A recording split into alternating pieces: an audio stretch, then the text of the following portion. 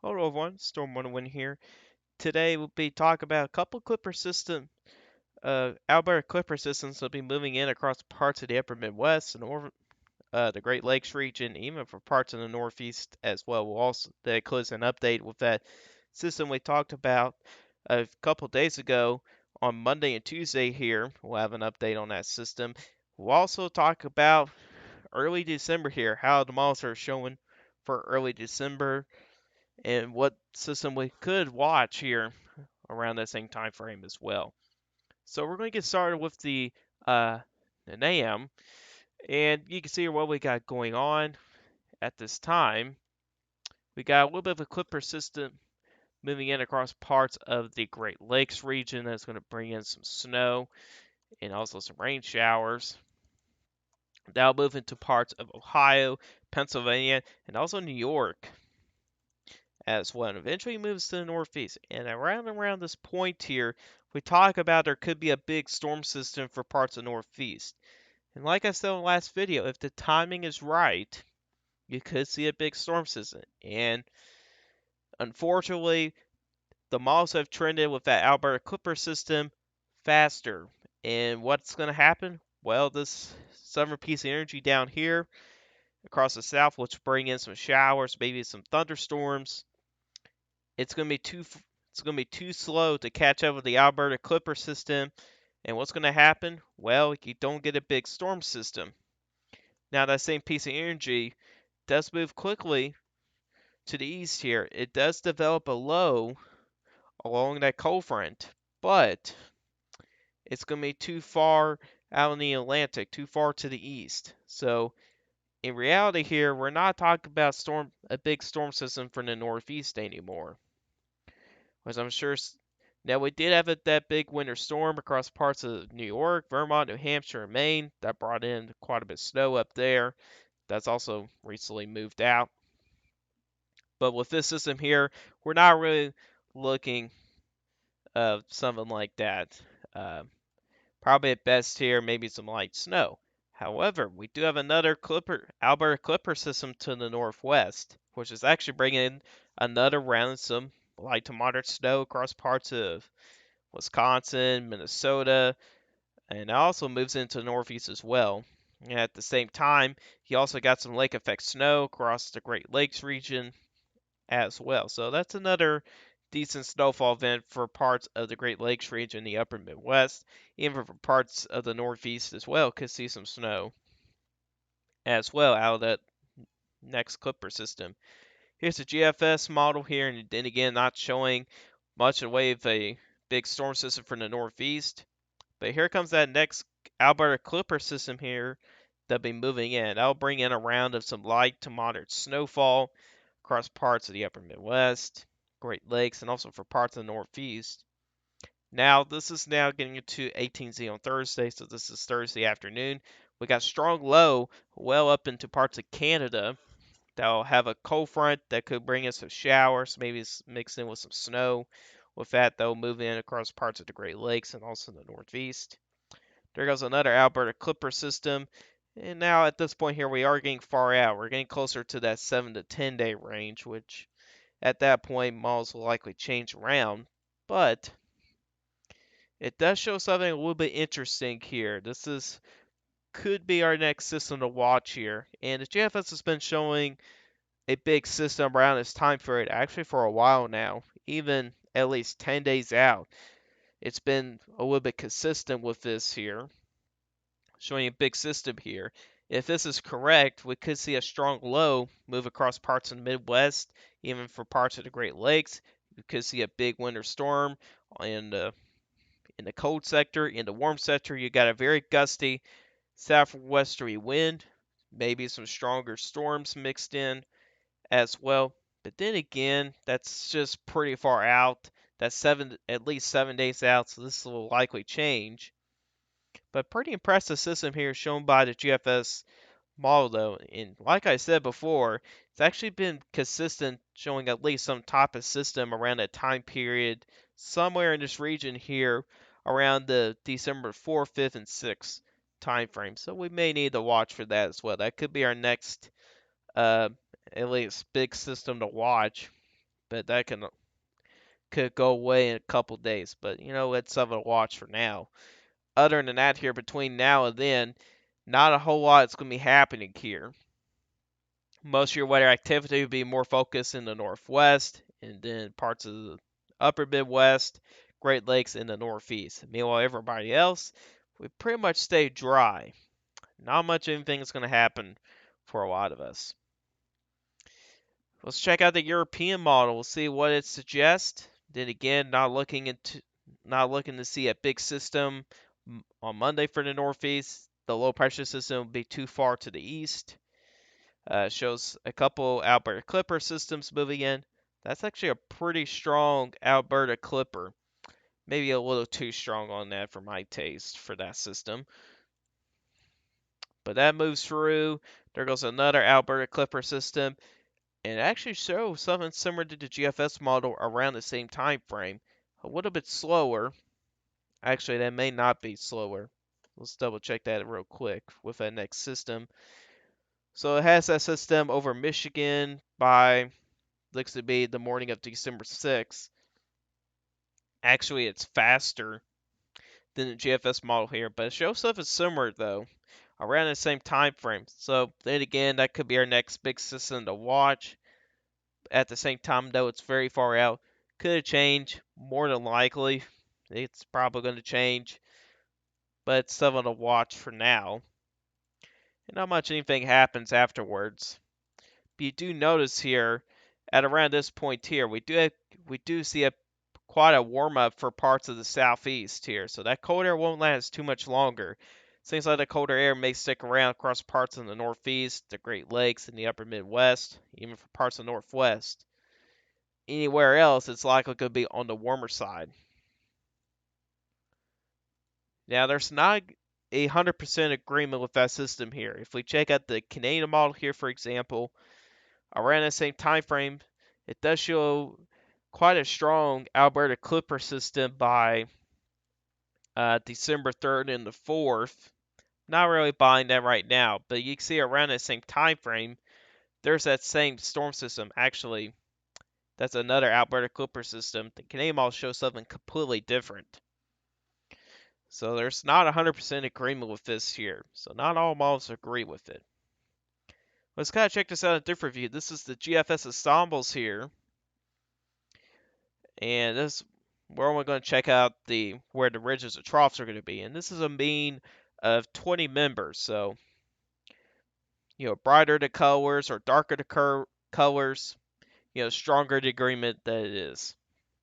So you can see over the next several days here, we're going to see this persistent ridge here across the western, even into parts of the central United States as well. That's going to bring in above normal temperatures for a lot of them folks. Meanwhile, in the northeast, there's going to be some troughs that'll be moving in, which could bring in some snow chances.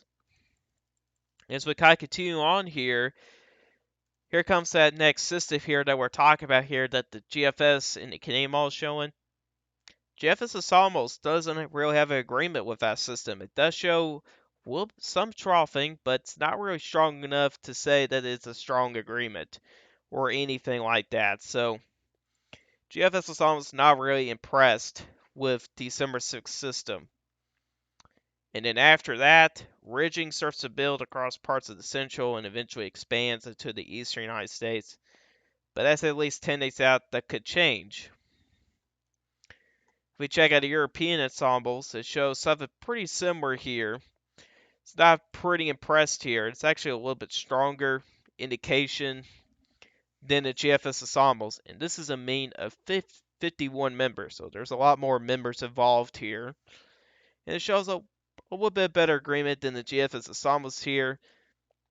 So we may have to watch maybe at the December 4th, 5th, and 6th time frame. Maybe we could see a decent system here somewhere across parts of the central and eastern United States. So something to keep an eye on. But you do notice here over the next several days, though, that we're going to see that persistent ridge across the western, even into parts of the central United States. That's going to keep a lot of areas a little bit on the warmer side. But as we kind of get towards the 7 to 10 day period, the ridge starts to move further to the east here.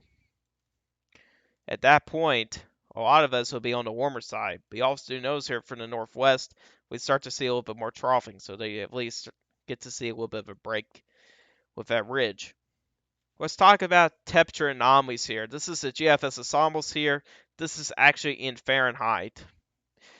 The other side that we've been looking at for temperature anomalies is tropical Tibets, and it has in Celsius. And this one here is in Fahrenheit, so it'll be a little bit easier to understand. We can certainly see well above normal temperatures here, really by Sunday, maybe into Monday here across parts of Montana and the Dakotas, where temperatures could be 25 to 30 degrees above normal. That's well above normal temperature territory. But you do see here, we do have that persistent warmth across the central and western United States. And there is a couple points here where some of that warmth here does expand a little bit to the east. Doesn't necessarily get the northeast. It looks to be closer to average for the northeast. But some of the warmth does move in pretty much for the entire United States at this point here. Really, the only area that's average is parts of southern Florida, even for parts of the northwest. It's really the only areas, and that's some very small areas as well. But if we kind of play this through, we do see a little bit of a cool down around that same time frame where we could see that big storm system like the GFS and the European model shows to be maybe closer to average here across a good chunk of the eastern United States, but does keep the warmer than average temperatures across the west. And then those warmer than average temperatures move back to the east. So the pattern of what we could see here, probably into early December here, we could see a couple cold shots across parts of the eastern United States, but they're going to be short-lived. They only may last for maybe for about a day or two. Next thing you know it, you get a warm-up. So that could be the type of pattern we could see here for early December here. But then again, that's a little far out. You guys will probably find that out when I release my December forecast next week. Let's check out them teleconnections here. What's going to be leading to this very warm pattern here is the EPO, which will be positive, and that negative PDO. That's going to keep that colder air more focused across parts of western Canada and up in Alaska. That's where all that cold air will be sticking around. But how about some of the other teleconnections? Well, let's check out the NAO, and I think I've never seen a spread like this before. Check that out. You go the potential of seeing a little bit of a moderate negative NAO to a moderate positive NAO. I think I've never seen that before uh, for such a spread here, but it does show a little bit of a stronger agreement here over the next several days here. It looks like we'll be staying in a negative NAO, which will keep things a little bit on the milder side. But at the same time, though, the models are actually showing a couple cold shots for parts of the Great Lakes in the Northeast. Why is that? Well, you got to check out the P&A, which currently right now we're actually in a positive P&A, so that adds a ridge across the western United States. So it actually does lead to some of those troughs to move into parts of the eastern United States. Now, it's not for the entire east. The southeast may stay a little bit on the warmer side of things, but the east coast and probably parts of the northeast, the Great Lakes, and the upper Midwest could stay a little bit on the cooler side. However, these are going to be a little bit short-lived events. They're not going to last very long. You'll probably see a warm up and then you see a cool down. But these cool downs won't last very long. Keep in mind that. They won't last very long. It even shows here as we kind of get closer to December 1st, we do go a little bit on the negative side, which could lead to a period of warmer than average temperatures for the eastern United States. And then it may warm back up again as we kind of get a little bit deeper into early December, which could mean a similar pattern here of what we've been seeing here over the last several days. You get those periods of colder normal temperatures, or I should say periods of cold shots, and then you get periods of warm ups. So you get a lots of ups and downs for Eastern United States, which I think that will likely continue here. We'll see some cold shots, but they're going to be short lived. It's not like they're going to be sticking around for weeks. Maybe only be sticking around for maybe for a couple days. So they won't last very long.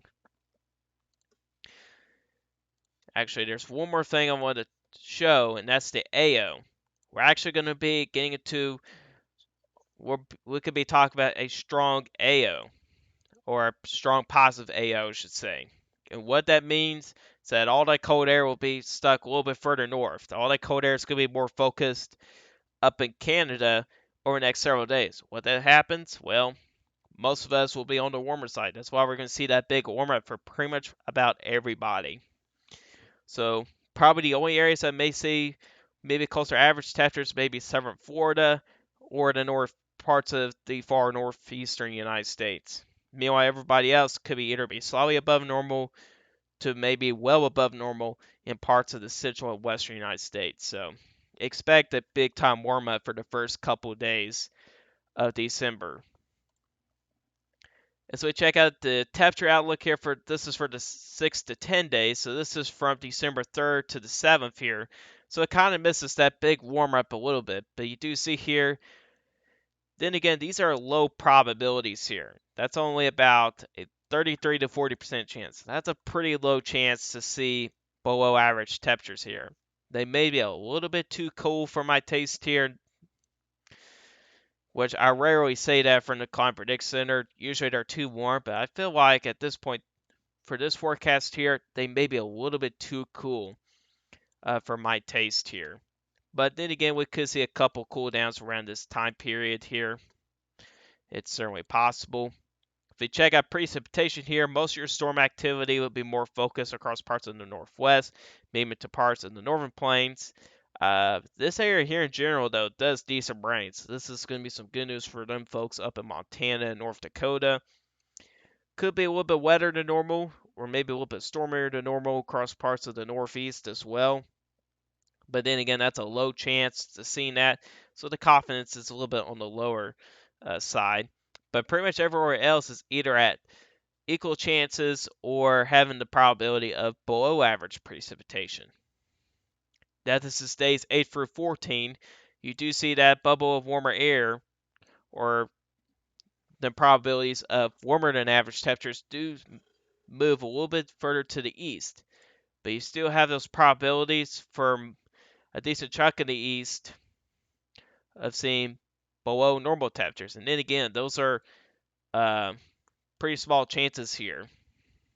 Just to keep in mind that. Your greatest probabilities will likely stay in the central western United States, which I do agree with that. But I feel like we could possibly see these probabilities maybe expand a little bit further to east. But anything could change from now till then. It's a little far out. But this is not a bad forecast. And with a pattern like that, usually it's a little bit on the dry side. It's not very active for the eastern United States for a pattern like this. Typically for a ridge in the west, trough in the east, it's usually not a very active setup here when it comes to precipitation. You will see a couple of clipper systems move across parts of the upper Midwest, the Great Lakes, and the Northeast. That's why it's closer to average up there. And then here's the Northwest here, unfortunately turning a little bit more active again, which we don't need any rain, especially up into parts of Washington where they have seen significant flooding earlier this month. So hopefully things stay a little bit on the dry side for them folks here. But then again, anything can change from now till then. But anyways, guys, that's all for you guys today. Hope you guys enjoyed this video. If you guys like this video, hit that like button. If you're to like my channel, hit that subscribe button. Hit the bell notifications so you never miss an upload. If you've got some questions about this, leave it in the comment section down below. I answer you guys questions, and I'll see you guys in the next one. Goodbye.